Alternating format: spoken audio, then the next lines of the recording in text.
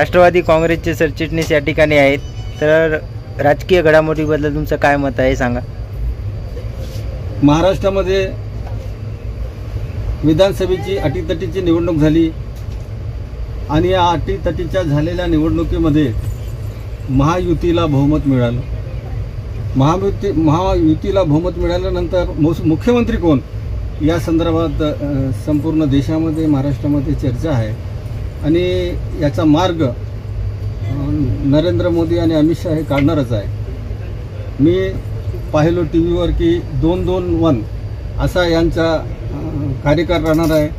म्हणजे भाजप 2 वर्ष, राष्ट्रवादी शिंदेगड 2 वर्ष आणि अजितदादा 1 वर्ष असे 5 वर्षाचा यांचा कार्यकाळ राहणार आहे.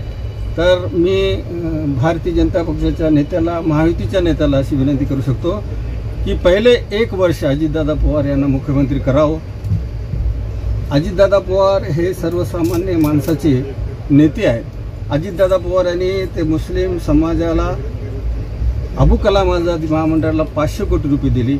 म्हणून अजितदादा पवार मुस्लिम समाजाचे आवडते नेते या महाराष्ट्रामध्ये आहेत. तर मी महायुतीच्या नेत्याला विनंती करतो की त्यांनी 2-2-1 या नीतीमुळे पहिले 1 वर्ष अजितदादा पवाराला आपण मुख्यमंत्री करावं अशी मी विनंती करतो. धन्यवाद.